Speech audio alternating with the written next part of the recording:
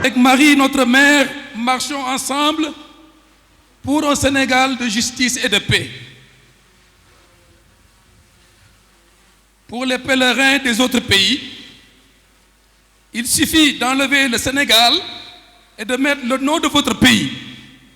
Et vous verrez que nos réalités ne sont certainement pas très loin les unes des autres. mbokk yi dañuy faral di naan Sénégal sunu gaal nun ñépp noo ko moom doomi réew mi ak itam képp ku fi yeewu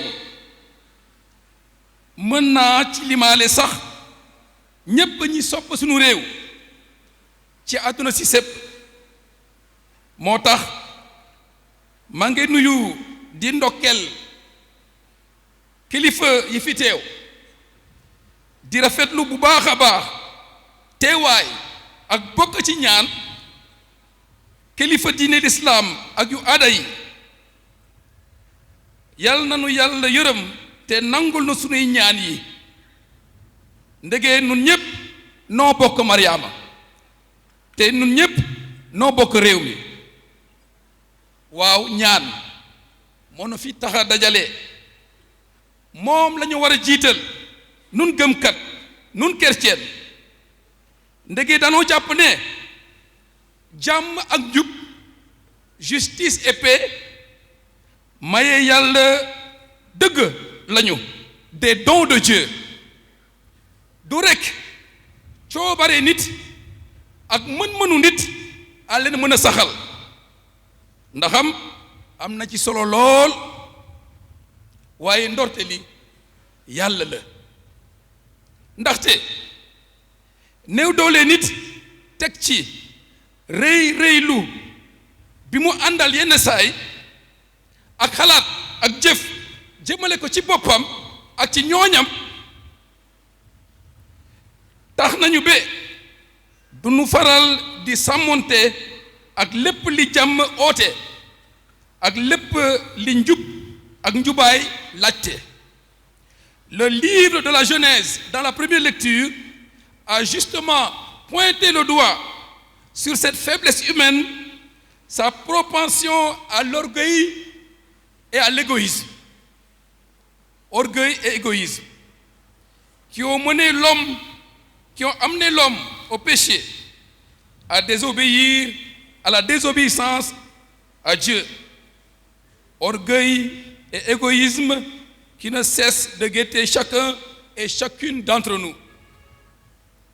Nun de mbokki chrétien Krista di sunu royukaay moom mi jébale boppam ci kaw croix bi ngir nit ñi ngir tuur ci sunu kaw jàmm jutul jeex ci sunu diggante ak yàlla ak sunu moroom.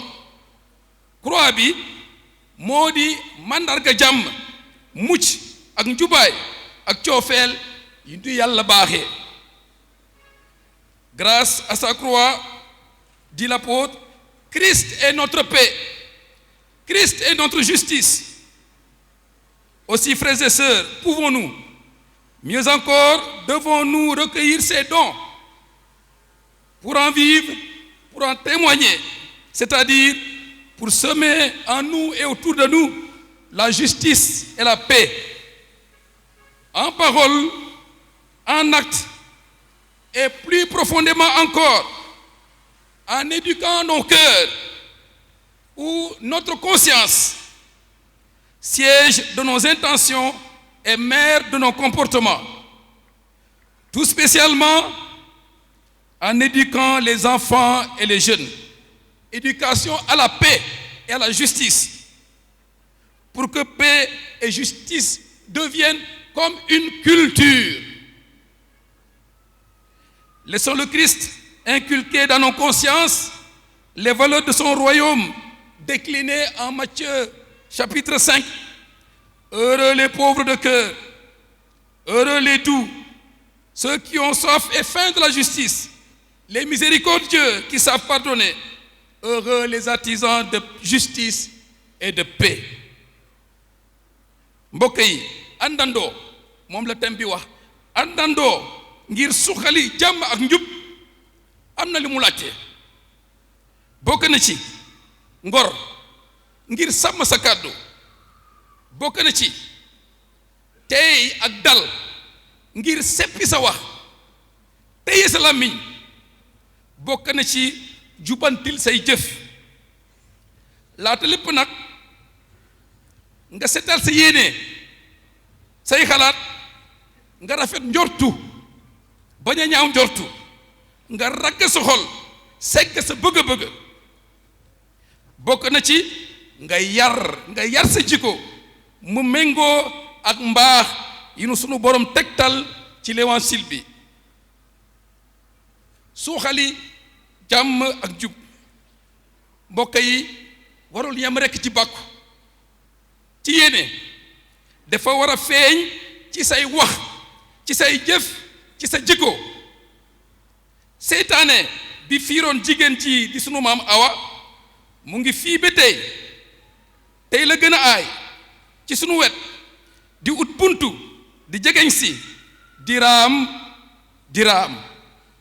te xam nañ ko lii raam ca ñàkk ba la jëm kon nanu moytu seytaane ak jëfam yi ak fiiram yi ak kamoo bare pexe ngir yee fitna ngir yàq diggante yi loolu jëfe seytaane la day yàq diggante yi.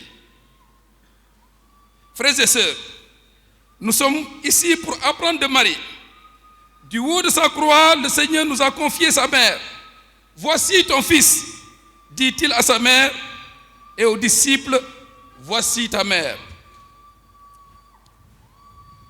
Laissons-nous alors éduquer par Marie, édifier par l'exemple de sa vie, et en particulier dans le passage de l'évangile que nous avons entendu. Elle n'a pas récriminé. Au contraire, elle s'est tue dans le silence de l'abandon à la volonté de Dieu. C'est elle la nouvelle Ève qui nous apprend l'obéissance à cette volonté de Dieu. Ou encore, elle ne s'est pas laissée aller dans la haine. Au contraire, elle déploie son amour maternel. Témoin de tout ce qui s'est passé, elle a dû ressentir au plus profond d'elle-même la soif de son fils. J'ai soif. Soif de justice et de paix, soif d'amour et de vérité. Elle a vu couler du côté ouvert de son fils le sang et l'eau, source de vie, d'amour, de paix, de justice et de miséricorde. Permettez-moi à présent de faire une petite digression ou une précision. Qu'est-ce que la justice? Qu'est-ce que la paix? Quel lien y a-t-il entre les deux, entre justice et paix? À quoi ressemble-t-elle dans notre pays? Où va notre pays? Des esquisses de réponse à ces questions ont été données par le forum qui s'est tenu à Thiès en juin 2021 pour célébrer l'actualité de la lettre pastorale des évêques du Sénégal donnée en 1994, intitulée « Bâtir ensemble un Sénégal de justice et de paix ». Forum dont les actes et les conclusions sont disponibles. C'est là, pour ceux qui en douteraient, le contexte précis du thème de ce pèlerinage. Contexte, bien sûr, rattrapé providentiellement, pour ainsi dire, par celui de l'élection présidentielle. Je n'y reviens pas, bien sûr, car la parole de Dieu de ce jour suffit largement à nous édifier. Fin de la précision. Rassemblés ici, frères et sœurs, faisons nôtre la prière du psalmiste en ces termes. Fais-nous voir, Seigneur, ton amour et donne-nous ton salut. Et plus loin, comme une prière déjà exaucée, je cite, amour et vérité se rencontrent, justice et paix s'embrassent. Le psaume 84, les versets 8 et 11. Comme pour dire aux hommes, Dieu a accompli sa part.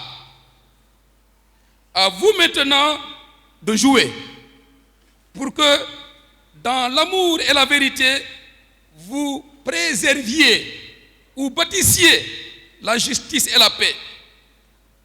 Voilà des compagnons, justice et paix. Fidèles compagnons, inséparables dans le langage biblique. Njub ak jàmm, déggoo ak coofeel dañoo lëkkaloo ba kenn mënu leen xajatle. Ku tudd njub te waxoo dëgg ak coofeel sa yéene njub dese na. Ku bëgg jàmm te faale woo njub ak dëgg defoo dara lu dul masla ak ñàkk faale dëggantaan ak yëleefi doomu Adama. Frères et sœurs, de quelle paix parlons-nous si elle fait fi de la justice et de la vérité? De quelle justice si elle ignore la vérité et l'amour du prochain?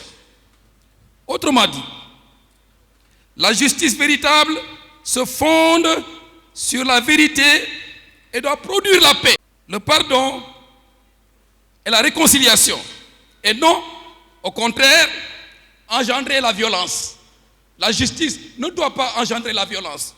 Engendrer la violence, la haine, la rancune, le désir de vengeance, et encore moins, la désinvolture et l'impunité. C'est bien une telle justice que le Christ nous demande de pratiquer au-delà de celle des scribes et des pharisiens. C'est tout le chapitre 5 de Saint Matthieu. On vous a appris, eh bien moi, je vous dis. Vous connaissez la suite. Une justice qui concerne même, et pour les purifier, les intentions les plus secrètes de nos cœurs. Ça doit aller jusque-là. Et Marie, de murmurer au creux de nos oreilles, faites tout ce qu'il vous dit. Frères et sœurs, justice et paix ne sont pas des slogans, ni des principes purement théoriques ou abstraits, des idéaux irréalisables. Au contraire, ce sont nos attitudes, nos comportements, nos manières de faire, de parler, de voir et d'être qui doivent les incarner. Les promouvoir, vous le savez, est une œuvre sans fin, de longue haleine, pour laquelle, nous le savons, il faut de la patience, dans le double sens du mot durée et souffrance. Il faut de l'humilité et du courage. Il faut surtout nous accepter les uns les autres dans nos différences de toutes sortes et nous décider à aller dans la même direction. Mais il faut autre chose en plus, et c'est le plus fondamental. C'est accepter de changer, vraiment, radicalement, nos comportements et nos mentalités. Un changement que nous appelons conversion. Bien sûr, avec la grâce de Dieu, parce que c'est Dieu qui nous convertit. Avec la grâce de Dieu, cette grâce que nous puisons abondamment dans les sacrements. Frères et sœurs, je souhaite que nous repartions d'ici, nous tous, un peu convertis, avec des résolutions, de petites résolutions, mais concrètes et réalistes, à travailler pour un peu plus de paix entre nous et dans notre pays, pour plus de justice dans nos pratiques, Et dans nos responsabilités qui nous sont confiées, il faut être juste là aussi. Et je ne parle pas seulement de ceux et de celles qui ont la charge de la justice. Nous sommes tous concernés. D'autres résolutions consisteront, à coup sûr, à renoncer à tout ce qui pourrait fragiliser la paix et la justice et les mettre en péril. Surtout, vous le savez, par l'intermédiaire des réseaux sociaux. Utilisons-les avec responsabilité pour promouvoir la justice et la paix, et non pour appeler à la haine ou à la violence, pour insulter ou calomnier, pour semer la discorde ou la division. Vous le savez, un partage, un transfert innocent et naïf d'une information, encore plus si elle est fausse, peut malheureusement faire éclater une bombe. Nous pouvons comprendre ces exhortations ainsi qu'il suit. Nous pourrons progresser sur le chemin de la justice et de la paix, condition si et seulement si, je cite, que votre amour soit sans hypocrisie. Saint Paul dixit, que votre amour soit sans hypocrisie, c'est-à-dire qu'il soit vrai et sincère. Na diggante yi doon diggante coofeel nu soppante dëgg. Hypocrite sama wolof bi leerul waaye defe naa ne mooy tappale ak naafeq. Li muy jur mooy fen ak nax sa morom. Cela finit par engendrer la méfiance, la suspicion et à long terme par saper la paix sociale. Soyons sincères dans nos relations. Deuxièmement, nous pourrons progresser sur le chemin de la justice et de la paix si et seulement si, ceci, je cite, fuyez le mal avec horreur, attachez-vous au bien. Frères et sœurs, c'est clair, il n'y a pas de confusion possible. Tous les moyens ne sont pas bons. Le mal ne peut pas être du bien. Lu bon mbokk yi dañ ko war a wax mu leer nu baax ko. Troisièmement, nous pourrons progresser sur le chemin de la justice et de la paix si et seulement si nous sommes unis les uns aux autres par l'affection fraternelle. Nous avons un héritage précieux à préserver. Un peuple, un but, une foi. Quelles que soient nos différences de provenance, de descendance, de croyance, benno ak manko nekk benn ngir saxal njub ak jàmm. Et Saint Paul d'ajouter, je le cite, rivaliser de respect les uns pour les autres, condition de la paix et de la justice. Rivaliser de respect les uns pour les autres, respect de la dignité intrinsèque des personnes et de leurs biens, des droits et des identités. Respect mbokk yi, respect laa wax de, du tolérance, du résignation, respect. C'est le respect mutuel. C'est dans ce respect mutuel que réside le dialogue, l'ouverture à l'autre, l'attention à l'autre et finalement la concorde et la paix dans les relations quotidiennes. Balaa diggante yi doon diggante jàmm, fokk ñu joxante cër. Ku nekk ci li nga doon, ci li nga jàpp, ci li nga gëm. Le respect des personnes, oui, mais il y a aussi le respect des lois et des règlements. Au Sénégal, nous aimons contourner les lois, comme si elles étaient faites pour les autres. Respect des personnes, oui, mais aussi le respect du bien commun, le bien commun, y compris celui des moyens matériels ou financiers mis à notre disposition, parce que nous sommes responsables, mis à notre disposition par la communauté. Quand je dis communauté, je parle de la communauté civile et ecclésiale aussi. Respectons ses biens matériels et financiers à tous les niveaux de responsabilité pour une gestion honnête, transparente et juste. La redevabilité est une exigence de la justice.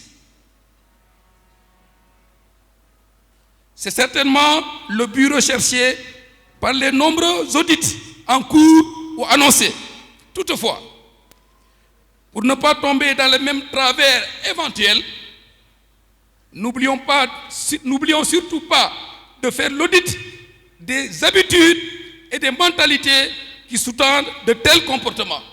Lan moo ko waral loolu la ñu war a jëkk auditer. Encore ceci, nous pourrons marcher ensemble sur le chemin de la justice et de la paix si et seulement si nous sommes solidaires les uns des autres.